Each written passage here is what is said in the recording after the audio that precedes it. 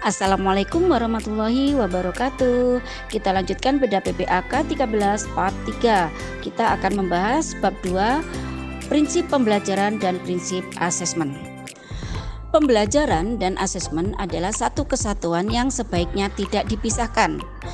Pendidik dan peserta didik perlu memahami kompetensi yang dituju sehingga keseluruhan proses pembelajaran diupayakan untuk mencapai kompetensi tersebut.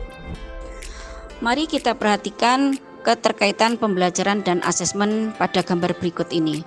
Di sini nampak bahwa perencanaan pembelajaran dan perencanaan asesmen, pelaksanaan pembelajaran dan asesmen pembelajaran itu semuanya tidak terpisahkan, ada di satu siklus yang tidak terputuskan. Nah, semuanya itu dalam pelaksanaannya perlu yang namanya refleksi dan umpan balik. Mari kita bahas satu persatu, mulai dari perencanaan pembelajaran dan asesmen. Dalam merencanakan pembelajaran dan asesmen, pendidik perlu melakukan yang pertama, analisis kompetensi yang akan dicapai, lalu menentukan tujuan pembelajaran dan asesmen. Selanjutnya, menentukan kriteria ketercapaian dari tujuan pembelajaran dan asesmen tersebut.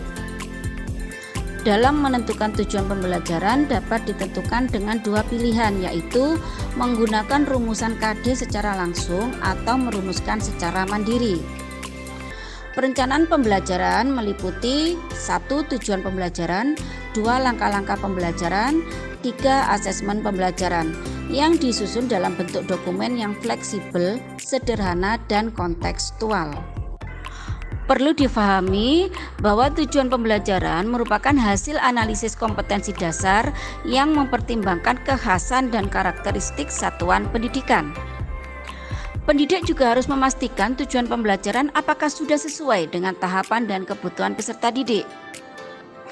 Perencanaan asesmen dilakukan dengan 3 bentuk, yaitu pada awal pembelajaran, pada saat pembelajaran, dan pada akhir pembelajaran.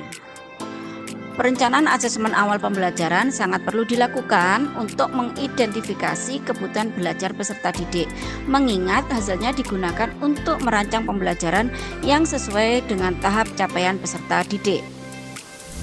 Setelah perencanaan pembelajaran dan asesmen, kita ke pelaksanaan pembelajarannya.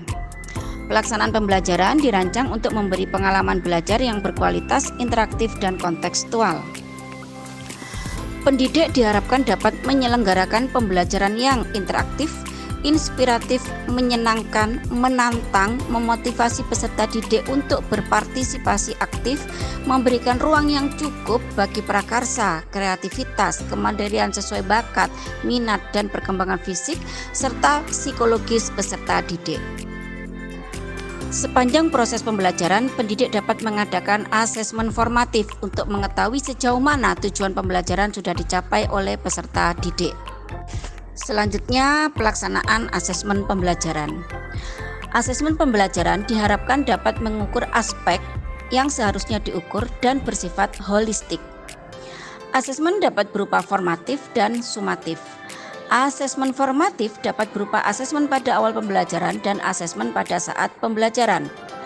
Asesmen pada awal pembelajaran digunakan untuk mendukung pembelajaran terdiferensiasi sehingga peserta didik dapat memperoleh pembelajaran sesuai dengan yang mereka butuhkan. Asesmen formatif pada saat pembelajaran dapat dijadikan sebagai dasar dalam melakukan refleksi terhadap keseluruhan proses belajar yang dapat dijadikan acuan untuk perencanaan pembelajaran dan melakukan revisi apabila diperlukan. Apabila peserta didik telah mencapai tujuan pembelajaran, maka pendidik dapat meneruskan pada tujuan pembelajaran berikutnya. Namun, apabila tujuan pembelajaran belum tercapai, pendidik perlu melakukan penguatan terlebih dahulu. Selanjutnya, pendidik perlu mengadakan asesmen sumatif untuk memastikan ketercapaian dari keseluruhan tujuan pembelajaran. Ketiga tahapan tersebut, perencanaan pembelajaran dan asesmen, pelaksanaan pembelajaran, serta pelaksanaan asesmen pembelajaran akan terus berlangsung dalam bentuk siklus seperti penjelasan tadi dan juga seperti pada gambar tadi. Dalam prosesnya, pendidik dapat melakukan refleksi baik dilakukan secara pribadi maupun dengan bantuan kolega pendidik, kepala satuan pendidikan, atau pengawas sekolah.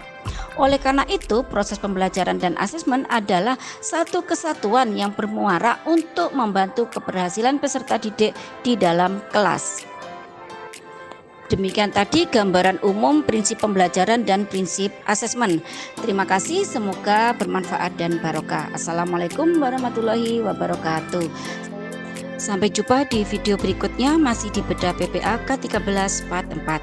Insya Allah kita akan membahas khusus prinsip pembelajaran.